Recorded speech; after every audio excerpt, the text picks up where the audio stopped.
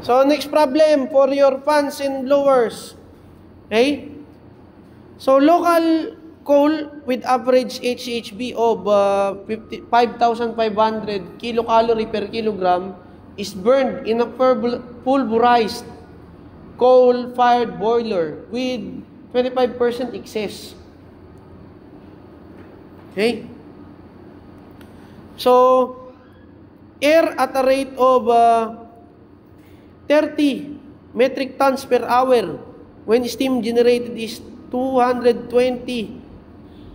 metric tons per hour. The boiler is served by 2 force drop fans of equal capacity, delivering air at 305 mm water gauge, okay, of H2O yan, to the furnace.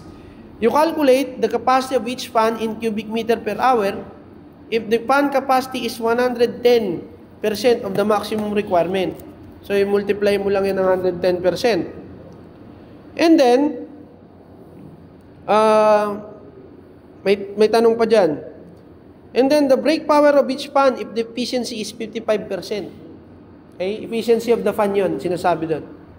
So, lista natin yung given. Binigyan ka ng coal na ang average HHB is 5,500 kilocal per kilogram. Meron ba tayo, sir? May ultimate analysis ka bang binigay dyan? Yung number of carbon? Wala. Di ba? Wala kang binigay na percentage. So, meron tayo dito ang diretsong formula. Tandaan nyo, solution. Okay?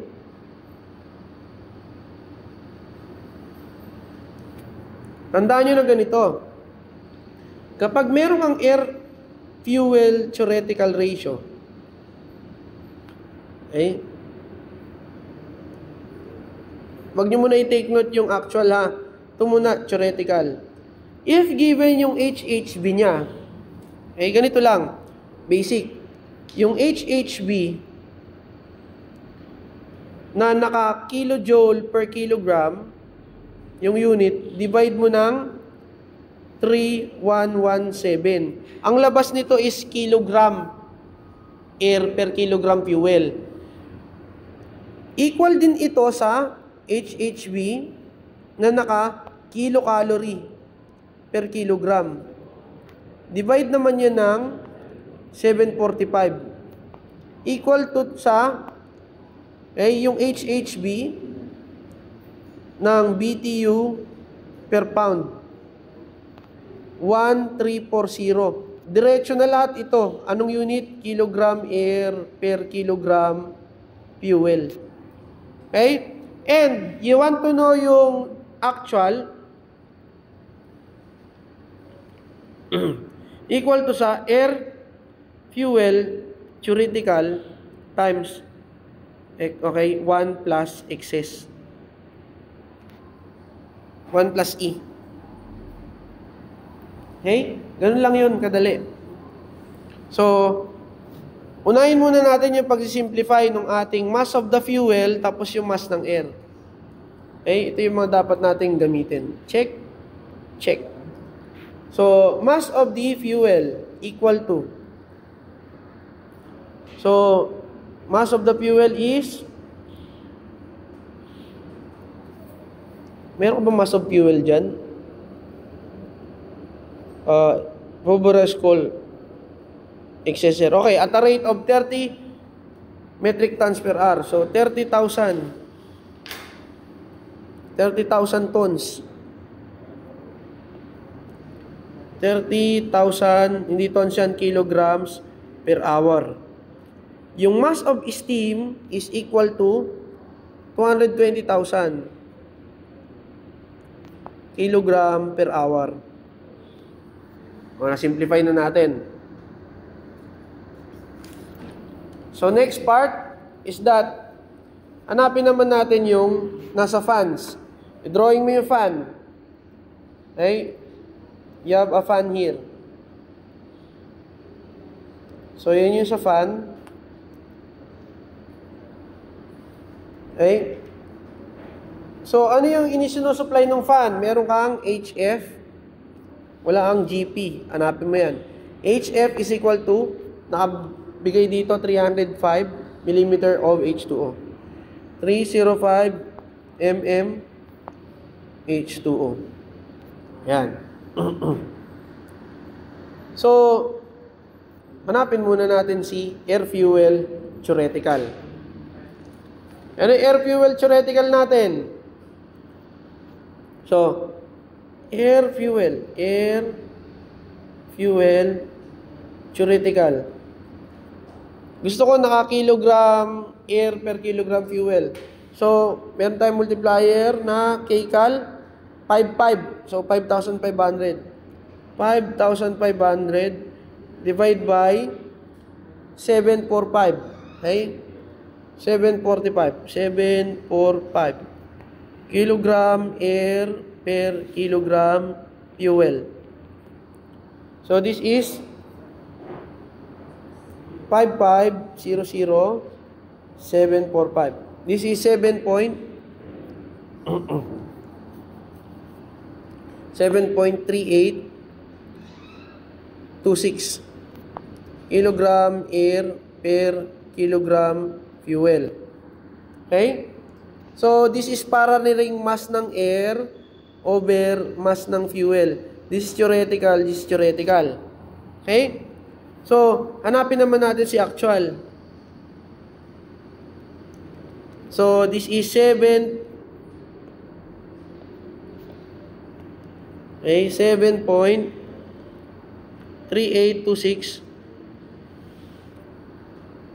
kilogram air per kilogram fuel times 1 plus 0.25. This is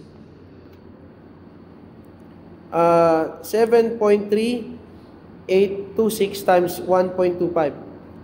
So, 9.22825 kilogram air per kilogram fuel. So, pwede ko palang makuha na yung sa air, yung mass ng air.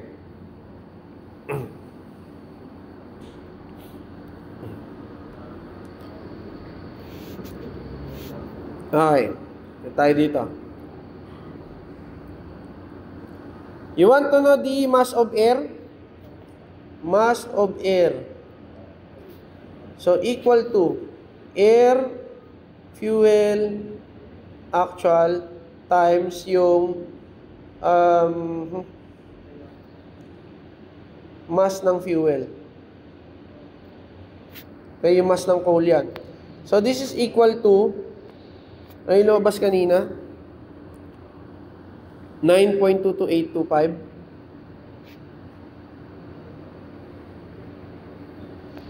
9.22825 kilogram air per kilogram fuel. Yung fuel mo is 30,000 kilogram fuel per hour. So, cancel same unit. Ang lalabas dyan is kilogram air per hour.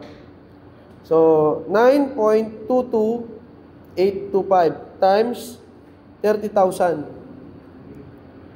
This is 276.84, ay point tuloy. So, this is 276,847.5 kilogram air per hour. O, yan na yung mass ng air. Next.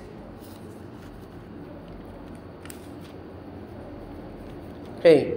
Ang kailangan mo dito, sabi dyan, is yung capacity of each fan in cubic meter per hour if the fan capacity is 110% of the maximum requirement. Sir, makukuha ko ba yung fan capacity? Balik tayo. Di ba, we know that it is air and air is ideal. Anong hinahanap dyan? Yung fan capacity na Q. Tama? And Q is equal to volume. Tama?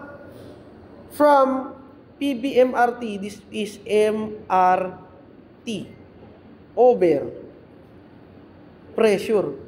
May binigay bang pressure dyan? Okay? So, standard. Yung temperature, may binigay bang, ano dyan, temperature? I think meron binigay. Okay? Ayun. Ambient air is at 760 mm Hg. So that is 101,325. And then 30 degrees Celsius. Binigay natin to, given. Okay?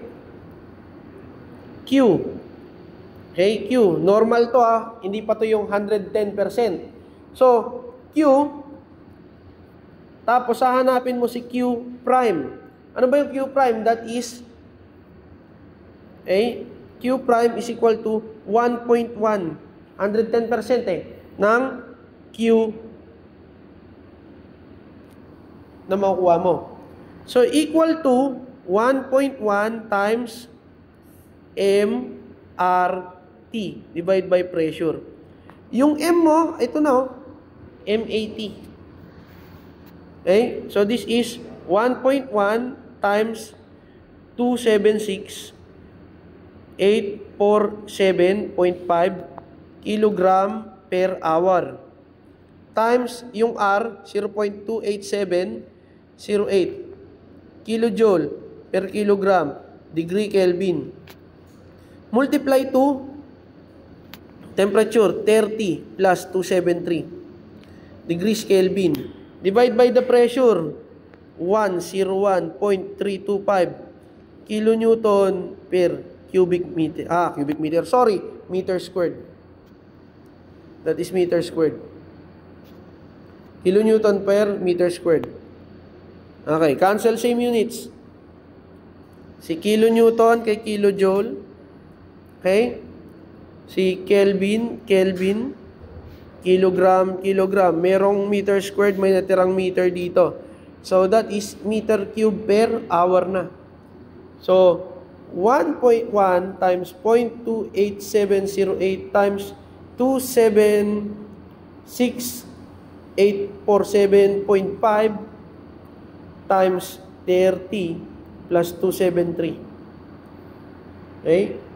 Divided by 101.325. So, the answer is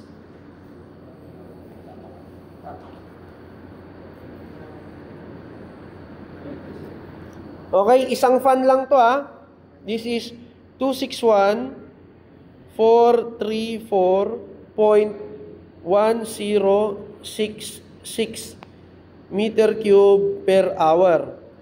Hindi pala to hindi to isang fan. This is for total capacity of 2 fans. Dalawang fans yan. So, ang tinatanong dito is each fan. Okay? Bawat isa. So, each fan, Q1 is equal to Q2. Equal yan sa Q total divide by 2. So, multiply ko na lang to ng 0.5. So, isang fan is 130,717.0533 cubic meter per hour. Okay? Yan yung sagot, each fan. Okay? So next, anong kinukuha natin na susunod? Kinukuha natin susunod dyan is the gas power and then the brake power. What is the gas power? Okay. Gas power is equal to density Q, okay, H total. Meron ba tayong velocity total? Wala.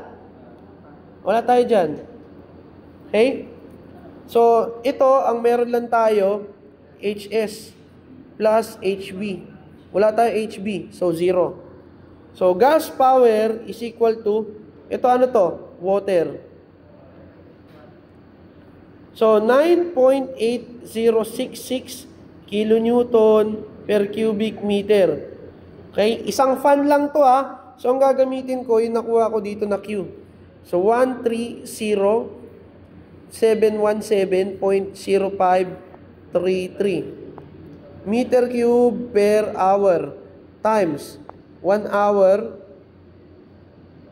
per 3,600 seconds. Times HS. Ano HS mo dyan? 305. So that is 0.305 meters. Cancel same units. So, meter cube, hour. Kilonewton meter per second is kilowatts na. So, calculate 9.8066 times 130,717.0533 times 0.305. Okay? So that is your gas power. Kulang pa ng 3,600. So the answer is, okay, the answer is 108.6046 kilowatts. So pinapahanap si brake power, o the brake power is equal to gas power divided by, okay, EM. That is 108.6046 divided by 0.55. The answer is 197.463 kilowatts. Okay? Madali lang itong number 2. Okay?